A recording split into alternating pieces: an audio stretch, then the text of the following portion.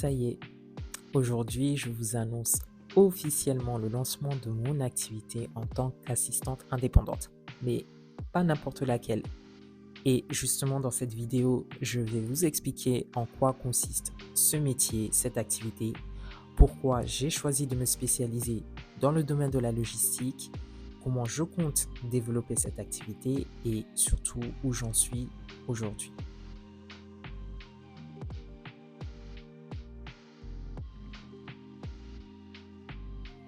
Alors, si vous ne me connaissez pas encore, je m'appelle Fanta, je suis maman solo d'une petite fille de 5 mois qui aura bientôt 6 mois.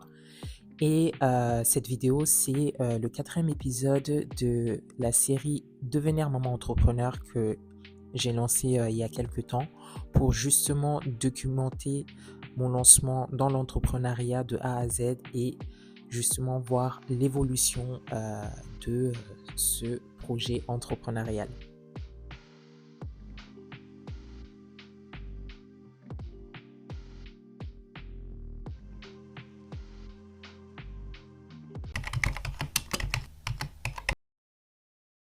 Alors, avant de vous expliquer en quoi consiste mon métier, je vais d'abord vous expliquer qu'est-ce que c'est le métier d'une assistante indépendante. Une assistante indépendante, c'est tout simplement une professionnelle qui va proposer des services d'assistance. Donc, ça peut être une assistance administrative, commerciale, de communication, de gestion auprès des entreprises, des entrepreneurs ou tout simplement des particuliers. À la différence d'une assistante qui est salariée, c'est que l'assistante indépendante travaille à son compte, donc elle gère son propre emploi du temps. Elle peut proposer plusieurs types de missions, comme par exemple la gestion d'agenda, la rédaction des documents, la gestion des mails, la facturation, gérer les réseaux sociaux et tant d'autres. En fait, elle s'adapte vraiment aux besoins de ses clients. L'avantage pour les entreprises de faire appel à une assistante indépendante, c'est que pour eux, c'est une solution flexible et économique. Ils peuvent donc externaliser ces différentes tâches sans forcément passer par le cadre du recrutement en CDI, en CDD ou en intérim. Alors, les qualités requises pour être une bonne assistante indépendante, c'est qu'il faut être organisée, polyvalente, avoir un excellent sens du service client et surtout être autonome puisque c'est un métier d'indépendant. Il faut aussi maîtriser des outils bureautiques et digitaux qui sont à ce jour indispensables. Alors aujourd'hui, pour se lancer en tant qu'assistante indépendante, il est important d'avoir un domaine de maîtrise. Pourquoi? Parce que le marché des assistantes indépendantes slash assistantes virtuelles, c'est à peu près la même chose, juste quelques différences. C'est que ce marché est en pleine expansion, en pleine croissance. Il y a de plus en plus de personnes qui se lancent en tant qu'assistantes indépendantes slash assistantes virtuelles et donc il est important de se différencier. C'est pour ça qu'il faut avoir un domaine de maîtrise pour se différencier des autres assistantes indépendantes, assistantes virtuelles. Je vous donne 2 exemples. On a l'exemple d'une assistante qui va décider de se spécialiser dans un secteur d'activité.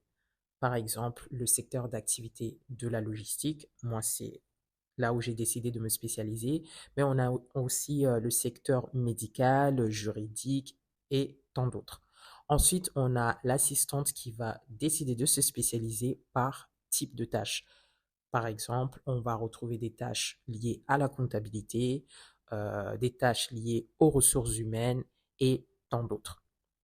Voilà, avec tout ça, le plus important, c'est de se spécialiser puisque ça permet de se démarquer de la concurrence. Ça permet aussi d'avoir une légitimité par rapport à ses tarifs en se spécialisant dans un domaine, en justifiant de ses connaissances, ses expériences et son expertise. Le fait de travailler sur des missions plus concrètes et plus précises et également d'avoir une base clientèle fidèle. Alors, j'ai choisi de me spécialiser dans la logistique tout simplement parce que c'est un domaine que je connais très bien. J'ai fait mes études dans la logistique et le transport et j'ai plus de 5 ans d'expérience dans le domaine. Donc, j'ai eu l'occasion de travailler sur différents types de postes. Et aujourd'hui, je me sers justement de ces différentes expériences et connaissances que j'ai dans le domaine de la logistique pour les mettre en service auprès des entreprises qui ont un besoin de soutien logistique sans forcément passer par la case d'embauche classique comme les CDD, CDI, etc.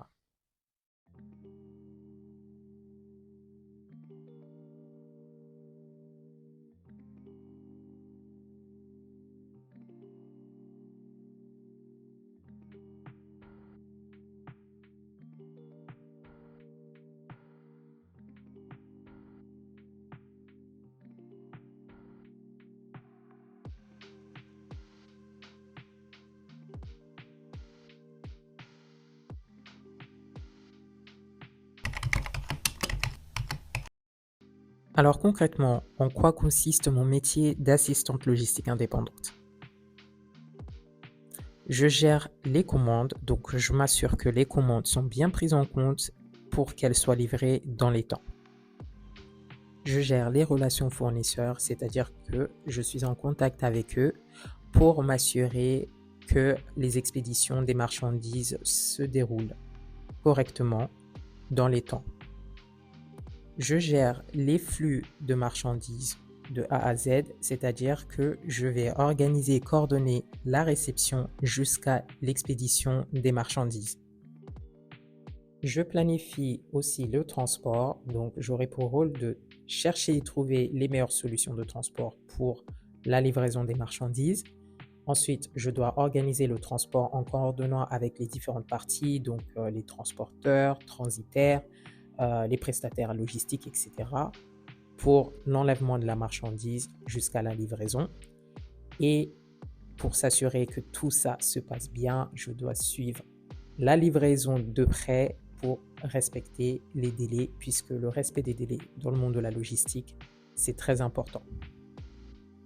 J'aurai aussi pour rôle d'optimiser la logistique. Alors, quand on parle d'optimisation logistique, c'est d'analyser les processus logistiques actuels de l'entreprise, ensuite voir les failles qu'il y a pour les améliorer afin de réduire au mieux les coûts logistiques.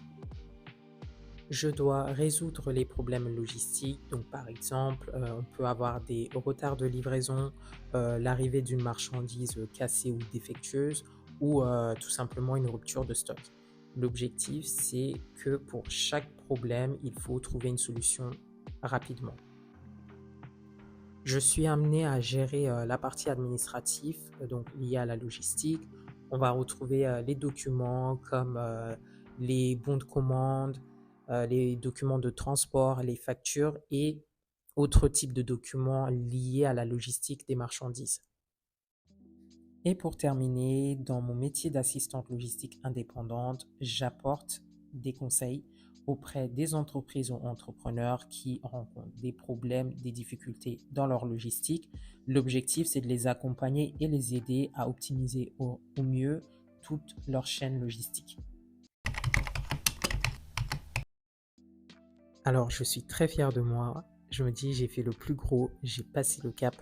Mais là, le plus dur reste à venir, c'est de trouver des clients. Et mon plan pour développer mon activité, j'ai décidé de mettre en place plusieurs stratégies. C'est dans un premier temps de faire de la prospection directe, où là, je vais contacter des entreprises spécialisées dans la logistique, le transport, le supply chain, ou d'autres types d'entreprises, mais qui ont une activité logistique. L'objectif, c'est de proposer mes services directement. Ensuite, je vais me servir donc de LinkedIn puisque c'est là où tous mes potentiels clients sont. L'objectif, ça serait de publier un maximum de contenu par rapport à mon activité et surtout d'avoir un maximum d'échanges avec des professionnels pour les attirer vers mon activité. Ensuite, je vais aussi me servir du bouche à oreille, donc avec mon réseau actuel, donc des anciens collègues, des anciens camarades de classe, etc., pour leur parler de mon activité en espérant du coup obtenir mes premiers clients et surtout d'utiliser aussi leurs recommandations pour attirer de nouveaux clients vers moi.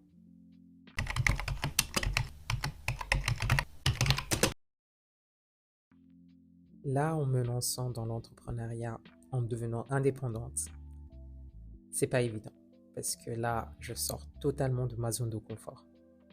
Tout se repose sur moi. Je suis plus salarié, où là, j'étais dans un cadre bien défini, avec des missions, des tâches bien précises. Là, ce n'est plus le cas. Je vais devoir aller chercher des clients. Et ça, c'est la chose, on va dire, la plus difficile pour moi. C'est surtout d'aller vers les gens, surtout d'aller vers des structures, des entreprises. Je sors totalement de ma zone de confort. La prospection, c'est un gros défi pour moi parce que là, je dois contacter des entreprises que je ne connais pas, des personnes que je ne connais pas. Je dois me vendre, expliquer ma valeur. Tout ça, c'est nouveau pour moi. Et je me dis que au moins, la chose positive, c'est que ça sera une énorme source d'apprentissage pour moi. En fait, ce qui me fait peur, c'est surtout le non pendant une prospection. Quand on va contacter un potentiel client, un prospect, et que le prospect nous dit clairement non. Bah ça, au début, c'est pas du tout évident, c'est pas facile, et c'est ça que j'appréhende le plus. Mais je me dis que si je veux réussir, je vais devoir passer le cap. Je dois passer par là pour justement devenir meilleur, réussir à devenir celle que j'ai envie d'être. J'ai quand même franchi le cap. J'ai prospecté des entreprises. Aujourd'hui, j'ai prospecté 6 entreprises, soit sur LinkedIn ou soit par mail. Et on va dire que le premier contact que j'ai fait, c'était c'était un petit peu dur, mais une fois que mon message était envoyé, je me suis senti soulagé. Et du coup, ça m'a motivé encore à contacter d'autres prospects. Je sais que je réussirai à prospecter facilement des entreprises. Je sais que là, c'est le début et que ce n'est pas évident. Je sors totalement de ma zone de confort. Et je me mets en tête aussi que chaque chose, chaque réponse, même négative, que j'aurai, ça sera une leçon pour moi parce que je sais que chaque petit pas me rapprocherait de mes objectifs.